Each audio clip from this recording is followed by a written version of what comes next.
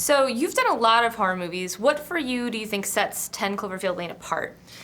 10 Cloverfield Lane, for me, I wouldn't really describe it as strictly horror. I think it's kind of a blend of genres. I think first and foremost, it's a suspense movie, which we don't really see a lot of anymore. It's really about the suspense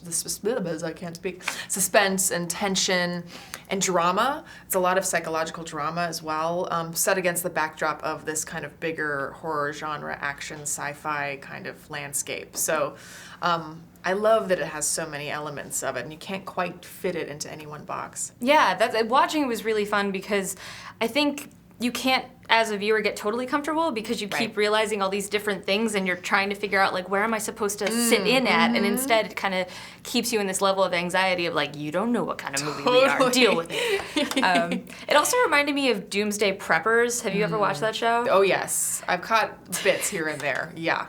That's scary as well. It's like a very specific mindset, and like watching it, I was like, yes, no, I know these people. Oh, I know. And that's the thing, he's such a fascinating character because he's crazy and he's got a lot of issues, but he's sort of right, you know, and there is like, you know, there's something to be said for his theories and everything. So it's sort of like, okay, well, do I believe him and go along with this, or do I just say this guy creeps me out and get the hell out of here? Totally, and it's also interesting because Michelle still is a competent character, so there's this theme of like, this man deciding like, I know what's best for you, and then her fighting back, and so there's this feminist subtext that feels very topical right now. Yeah. Was that part of the allure for you in doing the film? It definitely was, and it was also kind of a fine balance to walk, you know. I didn't want to sort of overshoot the mark, you know, with it being, oh, she's going to really be terrified of this guy, but then she's going to get back at him at the end, you know. I didn't want to have it be that too much. I wanted her to be strong from the get-go, and not have to be sort of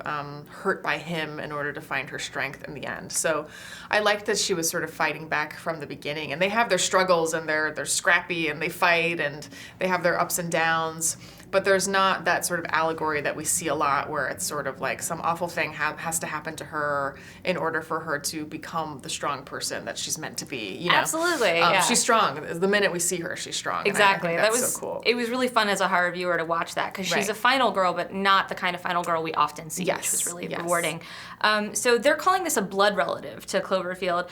Is there any other horror movie you would like to do a blood relative type movie spin-off with? Gosh, I would say, I mean, my ultimate favorite is The Shining. So, I mean, but it's sort of hard to touch as well. Yeah. But I mean, like that's, if there was anything that could be done at that level, you know, I don't know if it'd be a spin-off or it'd be connected, but just at that level of creepiness and artistry. It's just like, I mean, that's like the height of the genre to me and something that I would want to be a part of.